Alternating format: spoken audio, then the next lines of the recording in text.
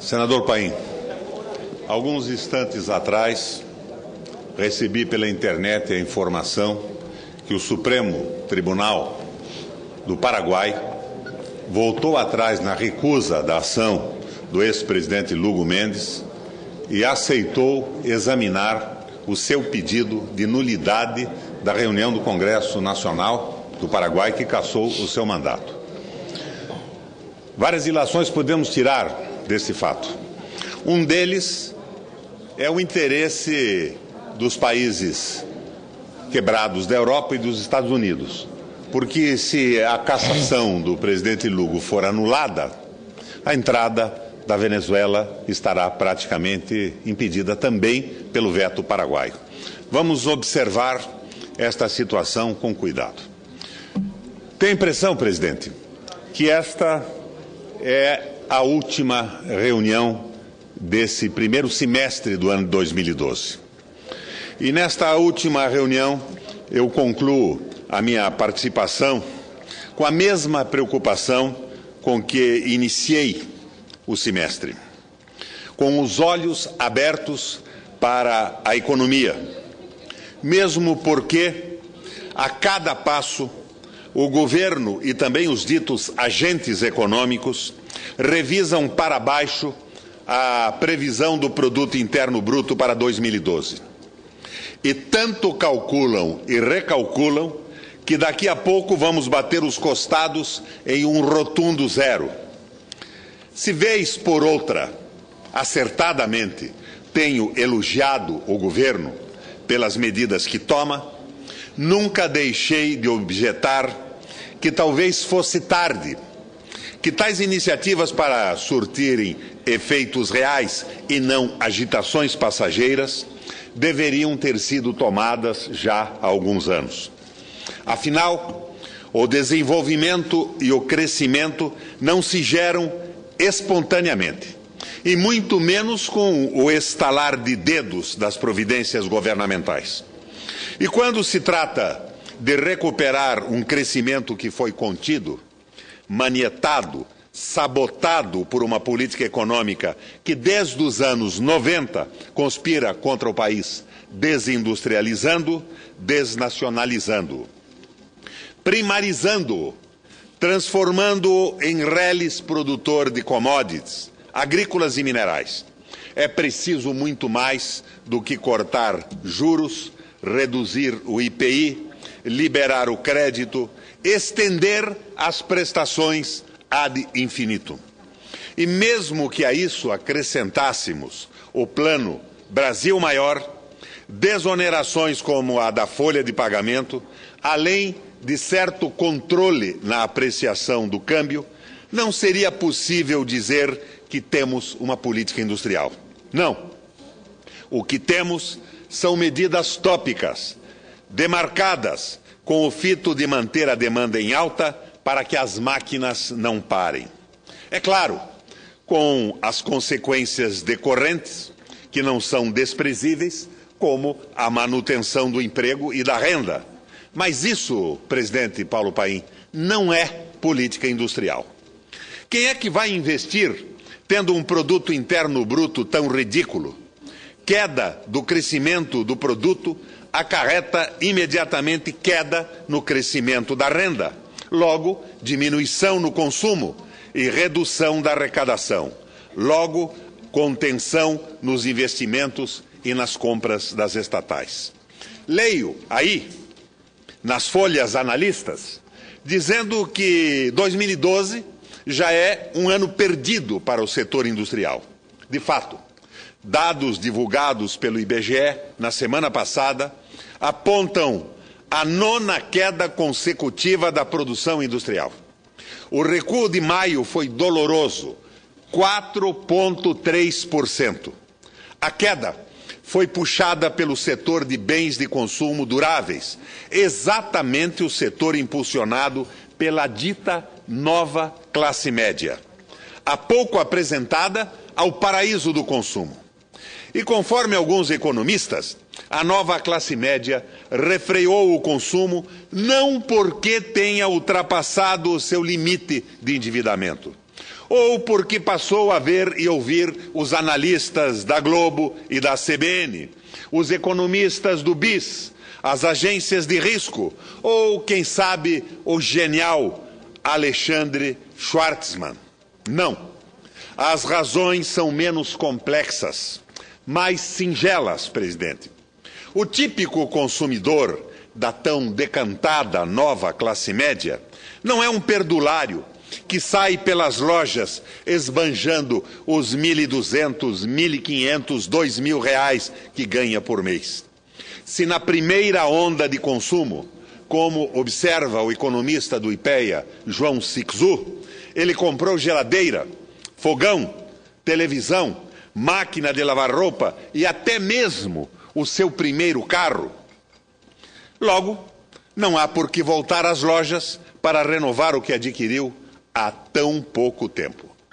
Para que houvesse um segundo grande movimento de consumo, teríamos que incorporar outros tantos milhões de brasileiros ainda à margem, e não tão visíveis assim, radicalizando políticas de inclusão, melhorando um tiquinho que fosse a distribuição de rendas. Li, deliciado, senador Paulo Paim, um artigo do ex-ministro Delfim Neto na Folha de São Paulo intitulado O Zé e o BIS, o Banco Central dos Bancos Centrais, sobre o endividamento das famílias brasileiras. O texto é tão preciso e desmistificador que vou reproduzi-lo integralmente aqui. Vale a pena, senadora Ana Rita. Diz Delfim Neto: meu compadre, Zé, sujeito arretado, trabalhador honesto e temente a Deus, ganha com o seu trabalho duro cerca de 1.200 por mês. Pagava 200 de aluguel. Cuidadoso, não tinha qualquer dívida. Não constava nas estatísticas dos bancos e muito menos nas estatísticas, senador Cristóvão, dos devedores duvidosos. Foi tentado pelo diabo. Comprou uma residência no programa Minha Casa Minha Vida e hoje paga R$200 de prestação. De acordo com a mistificação estatística a que somos sujeitos, o Zé está agora altamente endividado. Num fechar de olhos, passou de virtuoso não devedor a um suspeito inadimplente potencial que deve 20% da sua renda. Pobre do Zé, quem mandou ser tão ambicioso. Continua Delfim. Isto não é uma parábola. Há milhares de Zés exagerando, entre aspas, no crédito, porque esta é a sua riqueza. Isso impressionou alguns economistas locais e acabou sendo ouvido em Basileia. Foi expresso no relatório anual do Bank of International Settlements, o famoso BIS. O assunto causou comoção. Os economistas do BIS contam-se entre os mais bem apetrechados do mundo e, justamente, sempre mantiveram distância da vertigem cientificista. De fato, em 2005 e 2006, seus trabalhos deixavam claro que a aparente calmaria que o Fed atribuía às virtudes da sua política monetária escondia perigos insuspeitados. Eles, e mais meia dúzia de bons profissionais, alertaram para a crise que se construía num sistema financeiro cuidadosamente desregulado em nome de uma suposta ciência. É preciso, portanto, ouvi-los enquanto falam. O aumento do endividamento das famílias no Brasil é mencionado ligeiramente nas páginas 26 a 30 do relatório, sempre com muito cuidado. Não há qualquer observação com conotação negativa. Aliás, a comparação das taxas de crescimento da relação crédito-PIB é tratada corretamente. Continua Delfim. O rápido crescimento do crédito não é necessariamente ruim. Os sistemas financeiros de alguns países emergentes ainda são relativamente subdesenvolvidos e muitas famílias e empresas estão fora deles. Assim, o rápido crescimento do crédito pode refletir tanto um desenvolvimento financeiro quanto um excesso.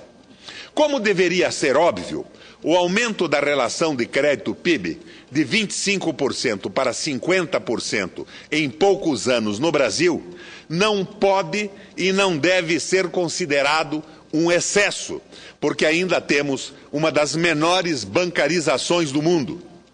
E como aumentá-la, se não fazendo o crédito crescer mais do que o produto interno bruto?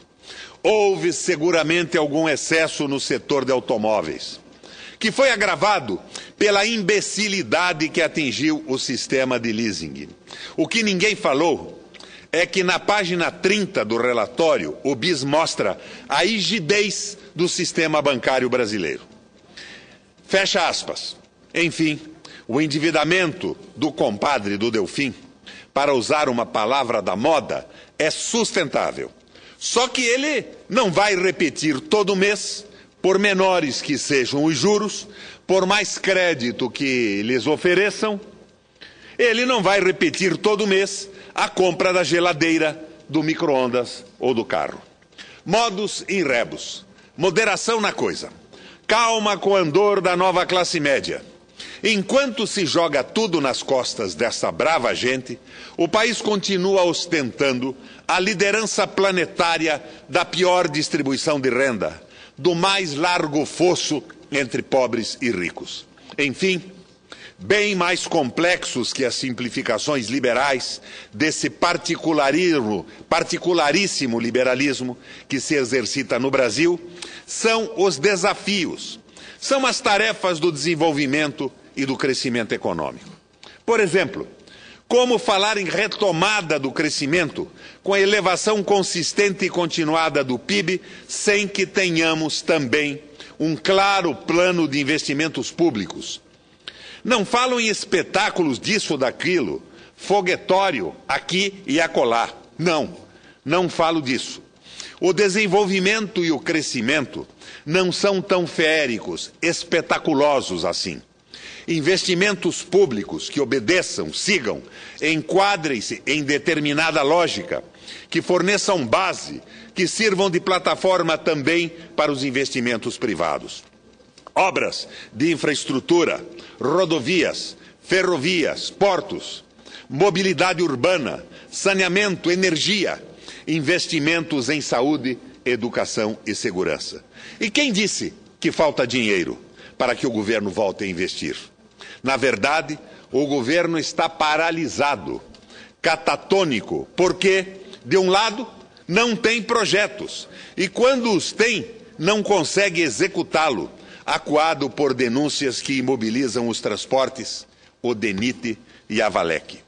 De outro lado, como diz Luiz Nassif, a Fazenda tem a ferramenta da redução do superávit primário para manter o fluxo de investimentos, mas aparentemente não quer utilizar.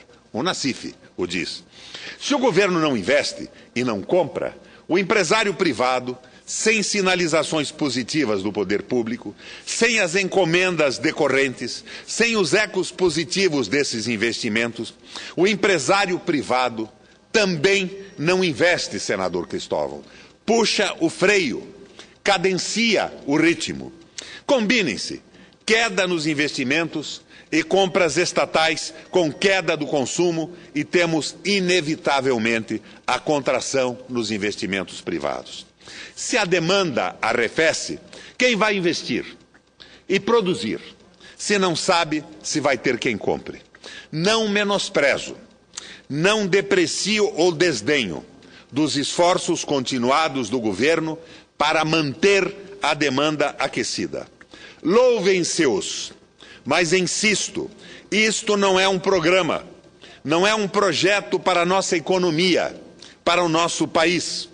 Tratam-se, como disse, de agitações, de bulicio, de marolas que logo adiante desfazem-se, dissolvem-se, a não ser, é claro, que o projeto seja o que a realidade presente expressa.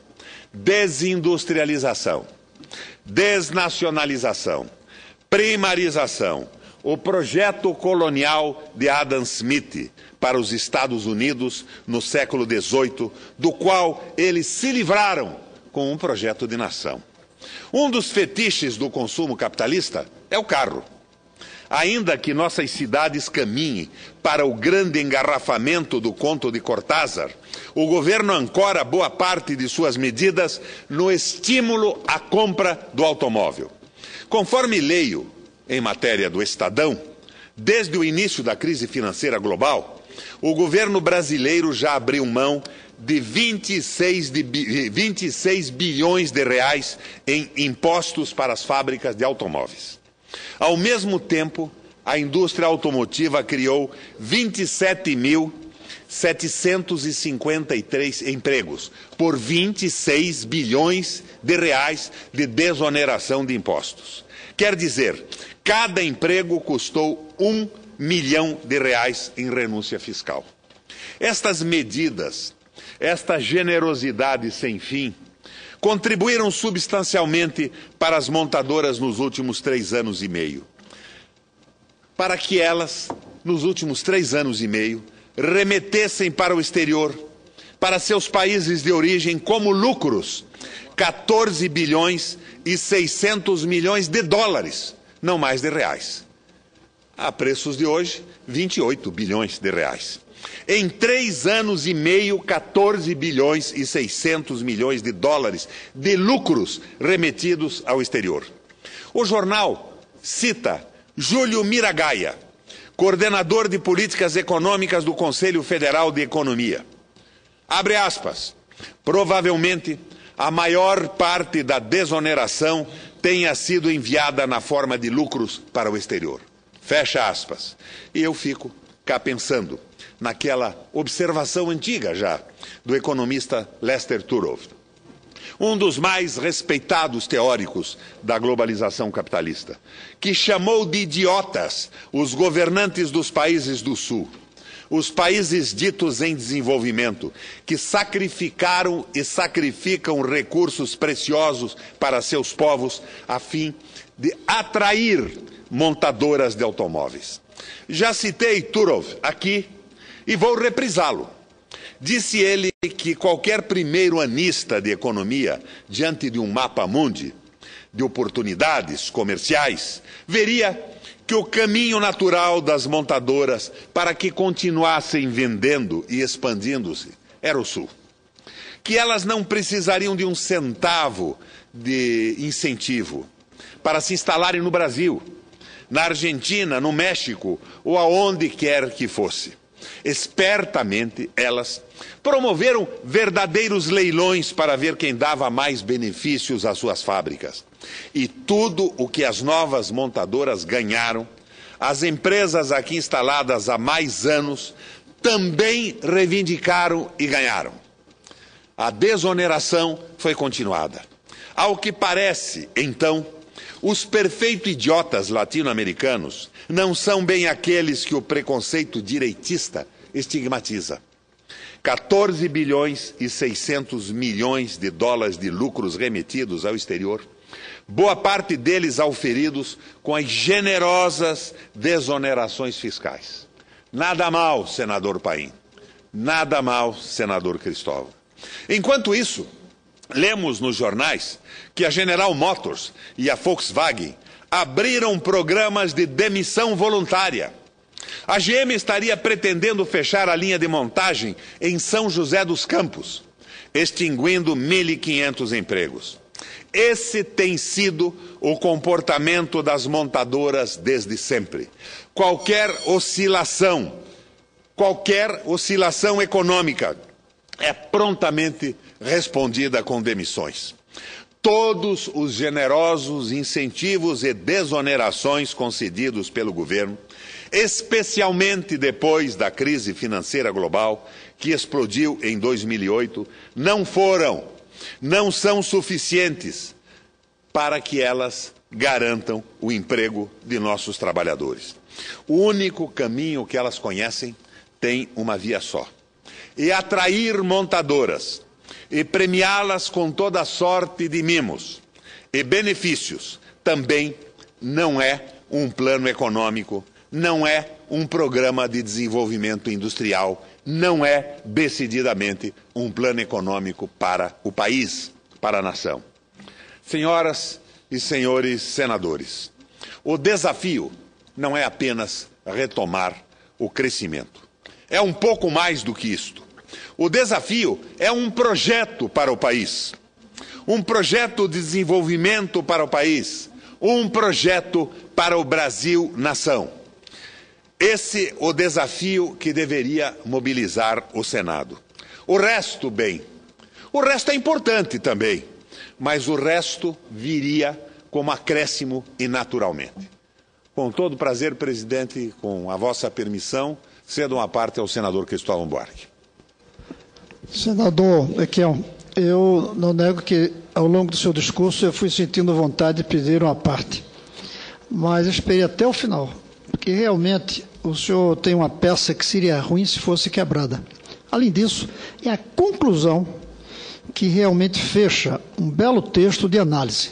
A conclusão de que é preciso retomar o crescimento, mas qualificando esse crescimento com um novo tipo de propósito, com uma nova formulação econômica, com novos meios para que essa economia possa, de fato, funcionar, reduzindo o imenso fosso que o senhor falou da desigualdade social, resolvendo o problema do desequilíbrio com a natureza, e aí aproveito para fazer um parênteses e dizer que o seu governo no Paraná procurou manter todas as beiras dos rios e riachos, como eu tive a oportunidade de sobrevoar, e não levado por alguém do seu partido, levado por um militante do PT, que é o Samek, que é o presidente da Itaipu, e que me disse, isso aqui foi governo Requião.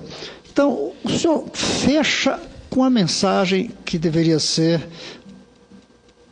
o propósito de todos nós aqui, todos os dias, de manhã e de noite. Qual o modelo que nós queremos para que o país não apenas cresça, mas cresça com qualidade? E eu quero dizer que ontem a Comissão de Economia aprovou uma proposta minha de audiência exatamente para discutir esse assunto. Qual o modelo de crescimento nós queremos, podemos e devemos ter daqui para frente. Eu creio que ali vai ser um bom espaço, porque estamos convidando pessoas realmente de nível, para que seja feito esse debate. Além disso, e eu concluo, senhor presidente, nós vamos discutir agora o orçamento. Aliás, discutir não, porque ninguém discute o orçamento. Vamos aprovar o orçamento. Onde está um capítulo no orçamento que analise o impacto dos gastos públicos nos benefícios sociais e nos benefícios econômicos? Nenhum lugar. É uma peça de contabilidade o nosso orçamento, não é uma peça de economia, ainda menos uma peça de bem-estar social. É outra coisa que a gente precisa colocar, e eu tentei, foi recusada, senador Paim, é uma emenda na LDO, aonde se obrigava o governo a ter um capítulo de 2 páginas, dizendo qual o impacto que esse orçamento terá na economia e na sociedade. Foi recusado. Nem aceito foi ser incluído para ser debatido. O que o senhor traz é essa discussão que é o centro de tudo. Qual é o Brasil que a gente quer? Para onde é que a gente quer ir?